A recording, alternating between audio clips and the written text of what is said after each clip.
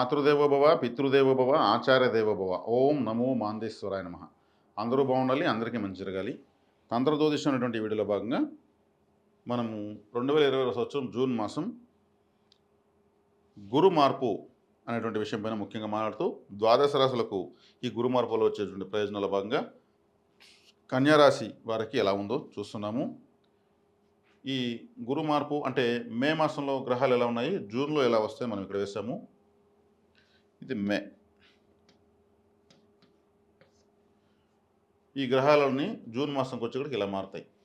అంటే గురువు 2వ తారీఖు కర్కాటకంలోకి వస్తారు, 8వ తారీఖు శుక్రుడు కర్కాటకంలోకి వస్తారు, 15వ తారీఖు రవి మిథున రాశిలోకి వృషభం నుంచి వస్తారు, 20వ తారీఖు కుజుడు మేషం నుంచి వృషభంలోకి వస్తారు, 22వ తారీఖు బుధుడు మిథునం నుంచి కర్కాటకంలోకి వస్తారు. ఇలా ఉంటుంది. ఇప్పుడు కన్యారాశికి విశేషమైనటువంటి అందరికన్నా విశేషంగా శుభఫలితాలు ఉంటాయి. ఎందుకంటే లాభస్థానంలోకి 3 గ్రహాలు వస్తున్నాయి. గురువు, బుధుడు, శుక్రుడు 22వ తారీఖు అంతా వచ్చేస్తారు. 10వ స్థానంలోకి రవి వస్తాడు, దిగ్బలాన్ని పొందుతాడు, 10వ ఇంటి రవి. అదేవిధంగా కుజుడు 9వ ఇంట్లోకి వస్తాడు. అదేవిధంగా ఈ కన్యారాశికి శని గ్రహము పంచమాధిపతి రాశిని చూడటం మంచిదే. ఈ శనిని కూడా మళ్ళీ గురువు చూస్తాడు, ఇంకా బలం పెరిగింది. 6వ ఇంట్లో రాహు ఉన్నాడు. 6వ ఇంట్లో రాహు పాపగ్రహం మంచిది. రాహు కానీ, కేతు కానీ, శని కానీ, రవి కానీ, కుజుడు కానీ 6వ ఇంట్లో మంచివాళ్ళే. కాబట్టి గ్రహాలన్నీ కూడా వీళ్ళకు అద్భుతంగా బలంగా ఎక్కడ ఉంటే ప్రయోజనం అక్కడ ఉన్నాయన్నమాట. మాలికా యోగం కూడా ఉంది. కాబట్టి ఇక్కడ ద్వితీయాధిపతి లాభంలో ఉన్న ఎలా ఉంటుంది అంటే డబుల్ ఒకటి చేస్తే రెండింతలు, మూడింతలు, నాలుగింతలు బెనిఫిట్ వస్తుంది. ఇప్పుడు ఎవరికైనా సరే ద్వితీయాధిపతి లాభంలో ఎవరికి ఉంటారో వాళ్ళకు అట్లే ఉంటుంది.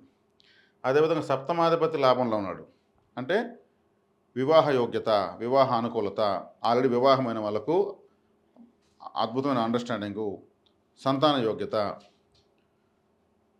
కొత్తగా పెళ్ళైన వరకు భార్యకు లేదా భర్తకు ఉద్యోగం రావడము, లేదా భర్తకు వ్యాపారంలో లాభాలు రావడము. కాబట్టి ఇవన్నీ కూడా బాగున్నాయి అన్నమాట. దీంట్లో ఎటువంటి సందేహం లేదు. లాభస్థానంలోకి గురువు ఉచ్చశిలోకి రావడము 12 సంవత్సరాల ముందు వచ్చి ఉంటాడు.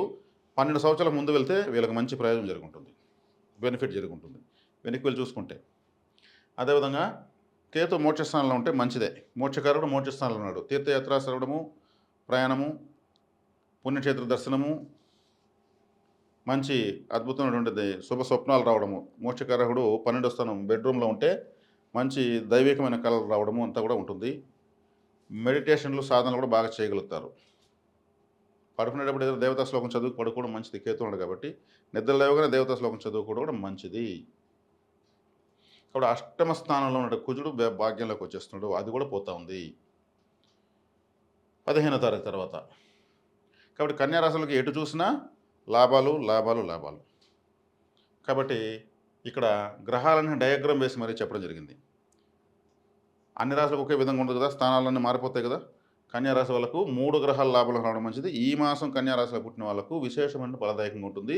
ఫ్యూచర్లో మంచి లాభాలు గడిస్తారు. ధనం మూలం ఇదం జగత్. కాబట్టి ద్వితీయాధిపతి లాభాలు ఉన్నాడు కాబట్టి ధనపరంగా అత్యద్భుతమైన యోగంగా ఉంటుంది. కాబట్టి అష్టమ స్థాన గ్రహం కూడా భాగ్యంలోకి వస్తుంది. కాబట్టి అష్టమంలో గ్రహం లేదు,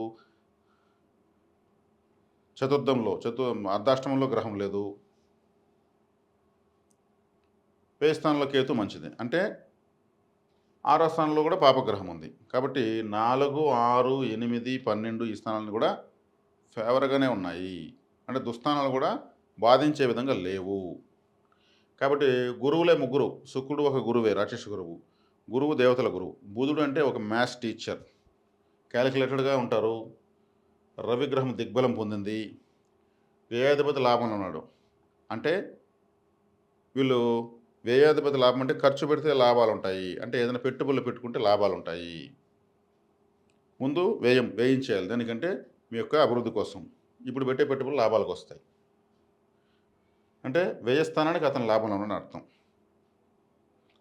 డైరెక్ట్గా రాశికి లాభంలో 3 గ్రహాలు ఉన్నాయి. వ్యయస్థానానికి లాభంలో వ్యయాధిపతి, రాశికి లాభంలో రాశ్యాధిపతి, భాగ్యాధిపతి, ద్వితీయాధిపతి. ఇది అత్యద్భుతమైనటువంటి ధనయోగ సమయంగా చెప్పవచ్చు. మీరు ఖచ్చితంగా జాక్పాట్ కొడతారనలో ఎటువంటి సందేహం లేదు. ఈ మాసం మీకు ఒక కుబేర మాసంగా చెప్పొచ్చు.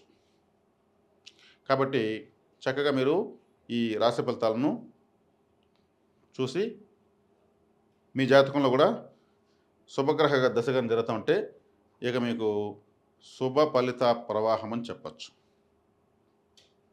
దీనిలో ఎటువంటి సందేహం లేదు. కాబట్టి కన్యారాశి వాళ్ళు ఏదైనా ముఖ్యంగా చేసుకునే పరిహారం ఏదైనా ఉందంటే కేతుగ్రహం వేయిలో ఉన్నది కాబట్టి చక్కగా అంటే వేయి స్థానంలో రాహు కానీ శుక్రుడు కానీ బాగా సౌఖ్యాన్ని ఇస్తారు. అది అయన శయన భోగస్థానం అంటారు, పడక గది కాబట్టి. అక్కడ వేరే గ్రహాలు ఉంటే తత్సంబంధం ఉన్నటువంటి డిస్టర్బెన్స్ ఇస్తాయి. కేతుగ్రహంలో కొద్దిసేపు ఒక 5 నిమిషాలు ధ్యానం చేసి పడుకోవడం మంచిది, మోక్షకారకుడు కాబట్టి. ఉలవలతో చేసిన సుండలు విఘ్నేశ్వరుని సమర్పించడం మంచిది, సౌఖ్యంగా ఉంటుంది. కాబట్టి కేతు వైపు కూడా గ్రహాలను రావడం కూడా మీకు అదృష్టమే. మాలకా యోగం కూడా పట్టింది. కాబట్టి కన్యారాశి వాళ్ళు ఏదైనా ఉంటే పాకిస్తాన్లో కుజుడున్నాడు కాబట్టి ఎరుపు రంగు ఆహారం దానం చేయడం మంచిది, సుబ్రహ్మణ్య ఆరాధన చేయడం మంచిది. నిద్రపోయేటప్పుడు ధ్యానము మెడిటేషన్ లాంటివి చేసుకుని పడుకోవడం చాలా మంచిది.